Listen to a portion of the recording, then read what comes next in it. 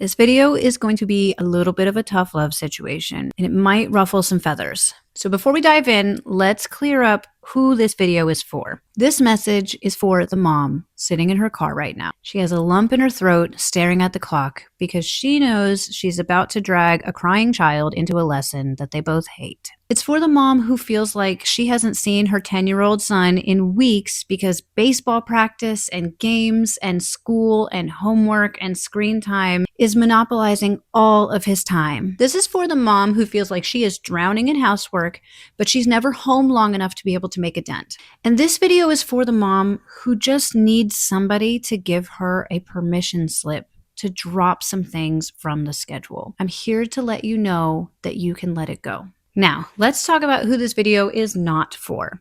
If you're a mom whose kid genuinely lights up at practice every single day and they love it and you don't mind taking them and you feel at this season in life you have the time, the financial freedom, the mental and physical and emotional capacity to manage a full schedule of extracurricular activities and a peaceful home, if that's you, I am cheering you on. You are doing awesome. Keep doing it. But this video is not for you. This video is for the other mom. And if you are the other mom, you need to hear this message. So let's get into it. By the way, if you don't know me, my name is Amber. I'm a mother of 6 kids, ages 11, 9, 3, 2, 2, and 1. And I'm on a journey to help mothers go from surviving motherhood by default to thriving in motherhood by design. And the topic of this video in particular is one of those scenarios where we find a lot of moms operating by default factory settings. And I'm here to let you know that there's another way of doing it. So, all that being said, let's talk about some extracurricular kids activities. Are they as valuable as they really seem? First, let's talk about some of the costs. So let's talk about the obvious one, the financial costs associated with these extracurricular activities. Some of them are so expensive. You have to pay for the uniform, the equipment, the recital fees, the competition fees, and the memberships. It feels like every single time you turn around, you are forking up the cash for these activities. I mean, I'm talking hundreds or thousands of dollars per kid per year. That is a huge financial burden. And if you spread that across multiple kids, that can add up really, really quickly. And we have to make up that cost somewhere. Maybe you work longer hours. Maybe there's pressure for you to get a better paying job or pick up a job if you weren't working before. Maybe you feel the need to cut back on paying for family experiences because you can't afford everything. Something has to give. Let me be the one to say to you, if you feel like you need to drop these activities to ease some of the financial burden on your household, you're allowed to do that. It does not make you a bad mom, and you are not failing your kids if you have to let something go. Next, let's get a little bit deeper and let's talk about the cost that goes beyond the physical price tag of these activities. I'm talking the emotional strain that these activities put on your family. Do your kids even like the activity anymore?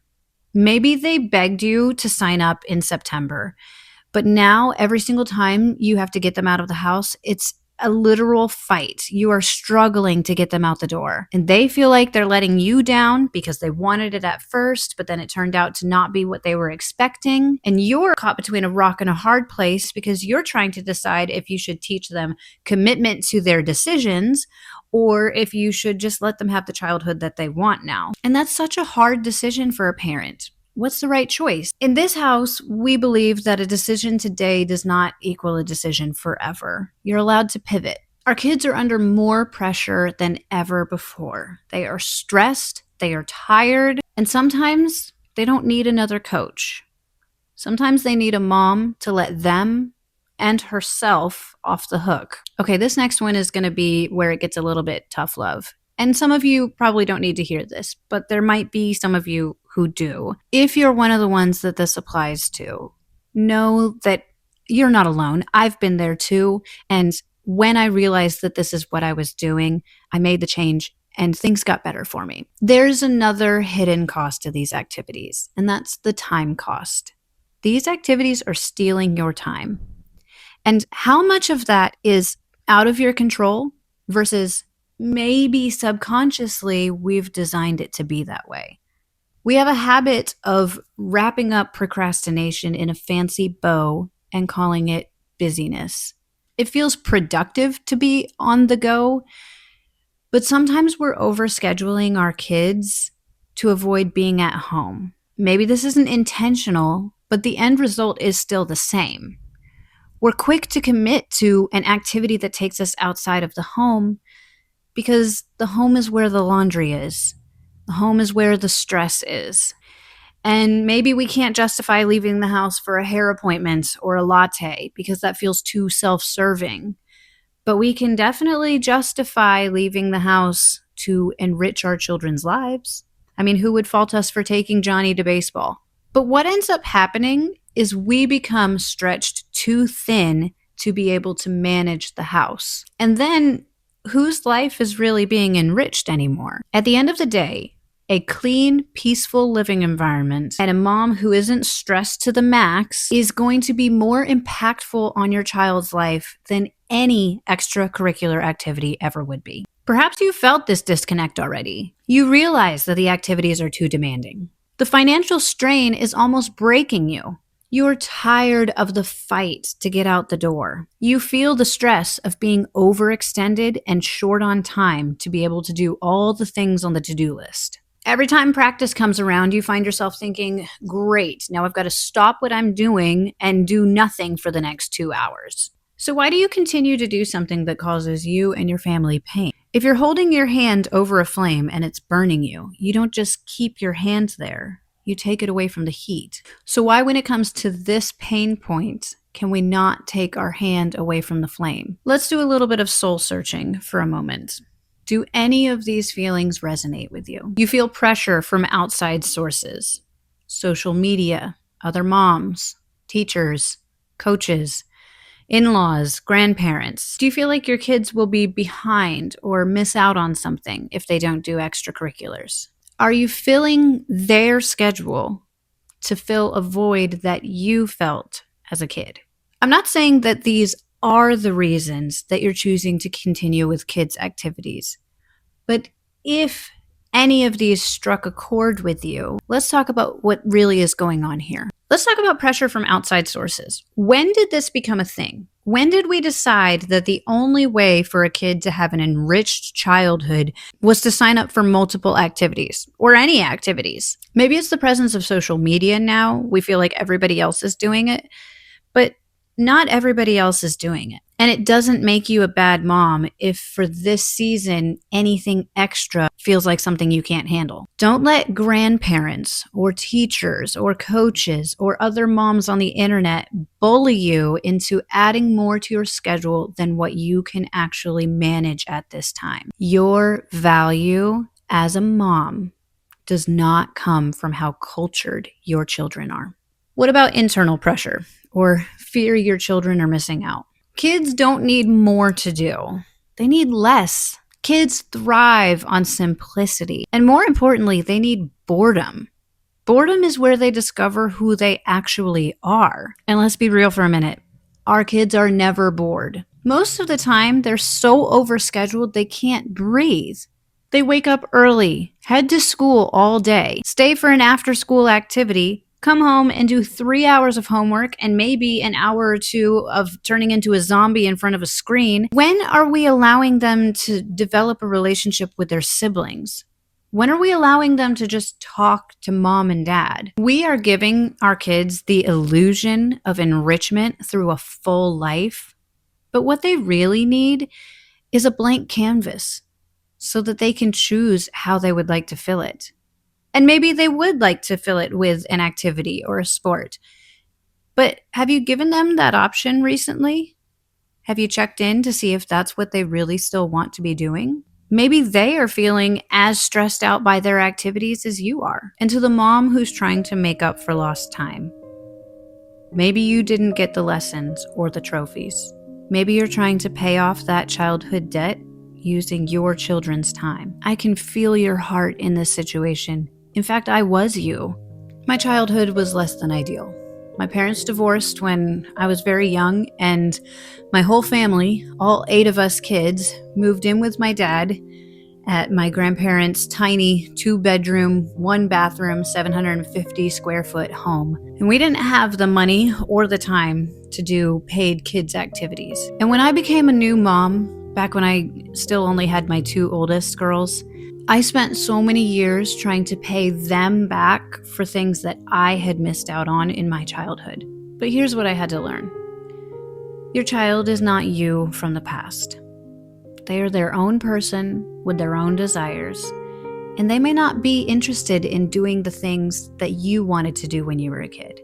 You don't owe your child the activities that you didn't get to do. You owe them a mom who isn't stressed out. You owe them peace in the home. And even if you're coming from a good place, trying to give them all the things that you missed out on, if the end result is that you're stressed out and overwhelmed, that's not truly adding value. What I really missed out on as a child was a unified family and home life, not ballet practice. I missed out on a mom who was there for me.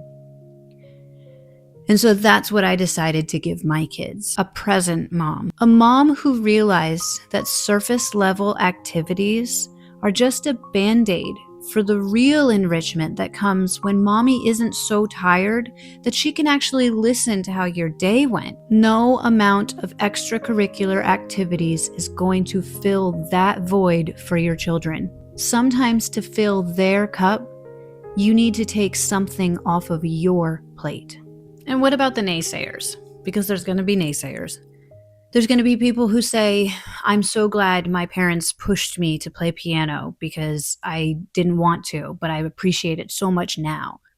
And that might be true for some, but no one in this world knows your kid better than you do. You know if the tree you're barking up is the right one for them or not. And with the invention of the internet, there are 1,000,001 ways that you can enrich your child from the comfort of your own home. In fact, studies in educational psychology consistently show that intrinsically motivated learning, or learning by choice, results in significantly higher retention and deeper understanding than forced learning. So yes, sometimes we need to push our children, but if you can find something that they're genuinely interested in and then give them free rein to learn about it in a way that they direct, they are so much more likely to turn that knowledge into a usable skill that they can act on for life. So how do we provide enrichment for our children without the time constraints and the financial burden and the emotional stress? We simplify. Instead of set in stone lessons and practices, what if you signed up for a virtual course? You can learn anything on YouTube. If you want the social outlet for your child, try rotating play dates with another mom. 1 week at your house, another week at hers. No rigid commitment every Tuesday and Thursday during the witching hour of dinner. Enrichment doesn't have to come with a commute attached to it. And instead of individual activities that cause you to have something to do practically every single day of the week, focus on family activities that you all can enjoy all at once. Go to the park. Go to the library. Your local church is great for this. Our church is always having fun activities for the kids where they can run and play and develop friendships. And not just friendships for the kids, but friendships for the adults too. I have such a wonderful group of women who are like-minded, strong, wonderful women. And I've never been able to develop friendships quite like that anywhere else other than your local church. But focus on activities that fuel the whole family all at once. That way, your week isn't monopolized by doing a different activity every single day for a different person.